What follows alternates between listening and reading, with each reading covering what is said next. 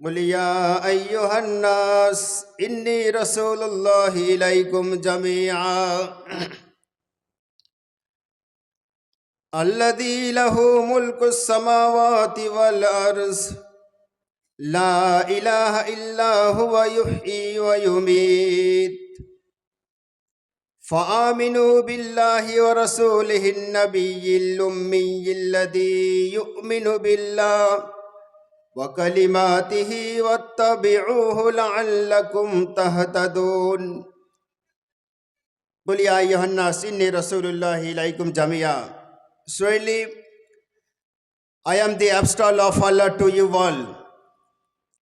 Of him whose is the kingdom of the heavens and the earth. There is no God but he. He brings to life and cause to die.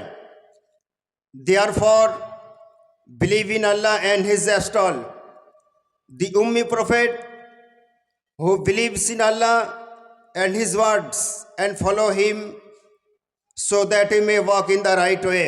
Sadaqallahul Azim. অর্থাৎ আল্লাহ সুবহানাহু ওয়া তাআলা সূরা আরাফের মধ্যে বলছে, একটা কথা বলি আপনাদের, আমাদের ধর্ম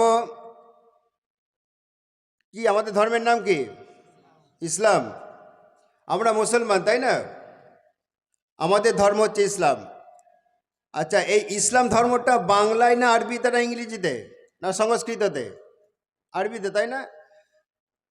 গোটা পৃথিবীর মুসলমানরা পূর্ব থেকে নিয়ে পশ্চিম পর্যন্ত আর উত্তর থেকে নিয়ে দক্ষিণ পর্যন্ত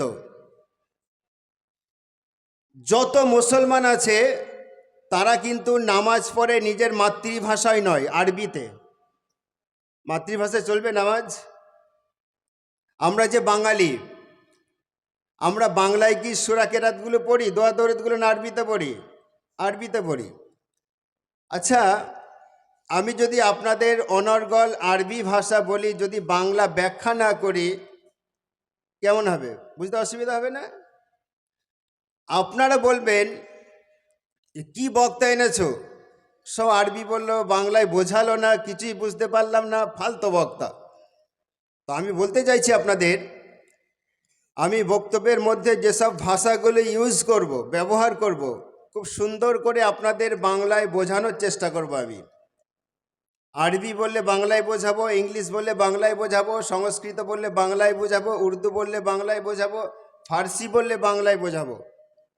প্রত্যেকটা বাংলায় বুঝিয়ে বলবো। তাহলে তো আপনাদের কোনো অসুবিধা হওয়ার কথা নয় তো, নাকি বলছেন? আল্লাহ বলছে সূরা আরাফের মধ্যে, বলো হে মুহাম্মদ, গোটা বিশ্ববাসীর জন্য, কুলিয়া আইয়ুহান নাস ইন্নী রাসূলুল্লাহি ইলাইকুম জামিআ, গোটা বিশ্ববাসীর জন্য তোমাকে নবী রূপে প্রেরণ করা হয়েছে। তুমি নবী রূপে প্রেরিত হয়েছ, বিশ্ব নবী রূপে। কেমন নবী? আল্লাযী লাহু মুলকুস সামাওয়াতি ওয়াল আরদ, যার হাতে আসমান আর জমিনের রাজত্ব। Of him whose is the kingdom of the heavens and the earth. আমি যেটা ইংরেজিতে বললাম তার বাংলা করছি আপনাদের। যার হাতে আসমান আর জমিনের রাজত্ব। আচ্ছা, আসমান জমিনের রাজত্ব কার হাতে? একটু হাত তুলে বলবেন জোরে আমাকে একটু। আল্লাহ বলুন, জোরে বলুন আল্লাহ। আল্লাহ, আরো জোরে বলুন আল্লাহ। আল্লাহর হাতে আসমান জমিনের রাজত্ব, নাকি কোনো বিজ্ঞানীর হাতে? আমেরিকার বিজ্ঞানীর হাতে? নীল আর্মস্ট্রং হাতে? নীল আর্মস্ট্রং চাঁদে গিয়েছিল, আমাকে বলেছিল একটু নীল আর্মস্ট্রংয়ের চাঁদে যাওয়ার ওই বিজ্ঞানীর ঘটনাটা বলবেন। আমি বলে সময় থাকলে বলবো ইনশাআল্লাহ। পৃথিবীর বড় বড় বিজ্ঞানীরা আছে, চিকিৎসা বিজ্ঞানী আছে। আল্লাহ রসুলের খাওয়া থেকে নিয়ে শোয়া পর্যন্ত বিজ্ঞান ভিত্তিক ছিল। আমেরিকার বিজ্ঞানীরা, ব্রিটেনের বিজ্ঞানীরা, জার্মানির বিজ্ঞানীরা, লন্ডনের বিজ্ঞানীরা রিসার্চ করে তার রহস্য বার করেছে যে বিশ্বনবী সাল্লাল্লাহু সাল্লাম শসা খেতে কেন ভালোবাসত। বলবো আমি, বিশ্বনবী সাল্লাল্লাহু সাল্লাম মধু খেতে কেন ভালোবাসত, বিশ্বনবী সাল্লাল্লাহু সাল্লাম কালো জিরে খেতে কেন ভালোবাসত, বিশ্বনবী সাল্লাল্লাহু সাল্লাম খেজুর খেতে কেন ভালোবাসত, আমেরিকার বিজ্ঞানীরা চিকিৎসা বিজ্ঞানীরা গবেষণা করে তার রহস্য বার করেছে। ফল খেতে কেন ভালোবাসতো হয়, কেন ভালোবাসতো? এক এক করে বলবো, শুনবেন তো? ভালো করে শুনবেন কথাগুলো। আসমান জমিনের রাজত্ব হচ্ছে আল্লাহর হাতে, কোনো বিজ্ঞানীর হাতে নেই। কথা কি ঠিক কিনা বেঠিক? কথা ঠিক। তার হাতে আসমান আর জমিনের রাজত্ব। অতএব তাকে ছাড়া তোমরা কারো উপাসনা করো না। লা ইলাহা ইল্লা হুয়া ইউহয়ি ওয়া ইউমীত। তাকে ছাড়া তোমরা কারো উপাসনা করো না। কার উপাসনা করো? আল্লাহ বলছে, আল্লাহ বলছে আমি যে বলছি তাকে, অর্থাৎ আল্লাহকে ছাড়া তোমরা কারো ইবাদত করো না। কার ইবাদত করতে হবে তোমাদের? যিনি হুয়া ইউহয়ি ওয়া ইউমীত, যার হাতে জীবন আর মৃত্যু। বুঝাতে পারছি আমি? আচ্ছা, এইবার যদি আমি আপনাদের জিজ্ঞাসা করি জীবন মৃত্যু কার হাতে, আপনি বলবেন, মুসলমান বলবেন আল্লাহর হাতে। না কোনো ডাক্তারবাবুর নাম বলবেন, কোনো চিকিৎসা বিজ্ঞানীর নাম বলবেন। লন্ডনের খ্যাতনামা চিকিৎসা বিজ্ঞানী, তার নাম হচ্ছে ডক্টর FM গ্রিমি। খ্যাতনামা, তার লেখা নিয়ে ডাক্তারি পড়তে হয়। জার্মানের খ্যাতনামা চিকিৎসা বিজ্ঞানী, তার নাম হচ্ছে ডক্টর লিটফার্ট। আপনি কি তার নাম বলবেন? কোনো ডাক্তারবাবুর হাতে জীবন মৃত্যু? একজন সার্জেনের কথা বলি আপনাদের, কথা হচ্ছে আমার সাথে একজন সার্জেনের সাথে। বলছে মাওলানা আব্দুল হাকিম, অমুসলিম, নন মুসলিম, বলছে মাওলানা আব্দুল হাকিম সাহেব, আমরা যখন অপারেশন করি, চাকু চালাই, তখন উপরওয়ালাকে স্মরণ করি, ঈশ্বরকে স্মরণ করে তারপর আমরা অপারেশন শুরু করি। বুঝলেন না কথাটা? তাহলে জীবন মৃত্যু কার হাতে? বলছে জীবন মৃত্যু তো আমাদের হাতে নয়। ডাক্তারবাবু বলছে, আমার একজন সার্জেন, পশ্চিমবাংলার খ্যাতনামা সার্জেন, অমুসলিম, নন মুসলিম, বলছে জীবন মৃত্যু আমরা তো সোর্স, আমরা মাত্র ওসিলা। জীবন মরণ দেনেওয়ালা গড ও ঈশ্বর, আপনারা বলেন আল্লাহ। জীবন মৃত্যু আল্লাহর হাতে। মাওলানা আব্দুল হাকিম সাহেব বলে, right, that is the right words. তাহলে জীবন মৃত্যু তার হাতে, অতএব তাকে ছাড়া তোমরা কারো উপাসনা করো না।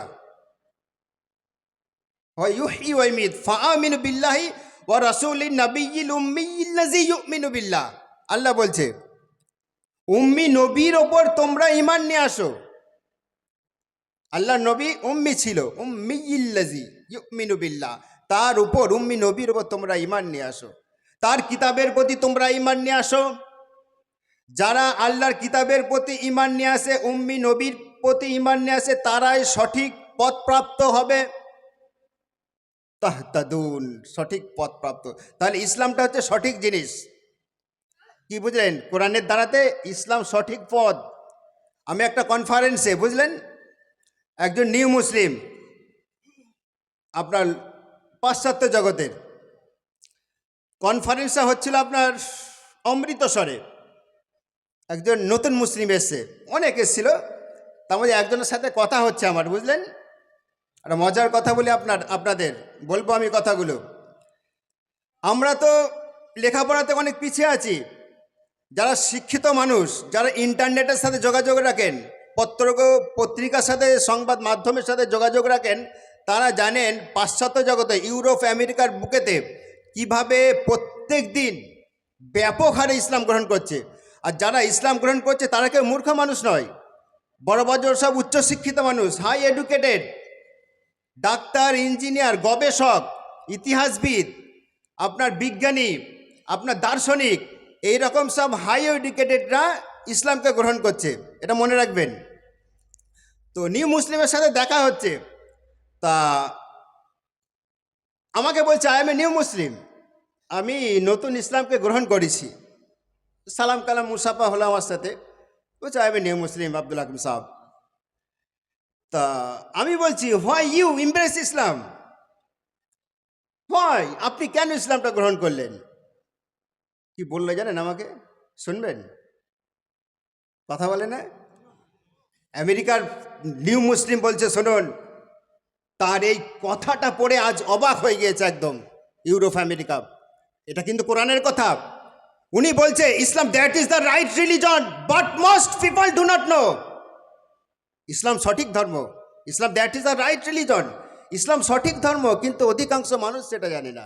আমি বলছি এটা তো কোরআনের কথা। কোরআনে আল্লাহ সুবহানাহু ওয়া তাআলা বলে দিয়েছে যালিকাদ দীনুল কাইয়্যিম ওয়ালাকিন্না আকসারান নাসি লা ইয়ালামুন। ইসলাম সঠিক দিন, সঠিক ধর্ম। জালিকা দিনুল কওম, এই দিন, এই ইসলাম ধর্ম সঠিক ধর্ম। ওয়ালাকিন্না আকসারা, আকসারা মানে হচ্ছে অধিকাংশ, নাসা মানে হচ্ছে মানুষ, লা ইয়ালামুন মানে হচ্ছে জানে না।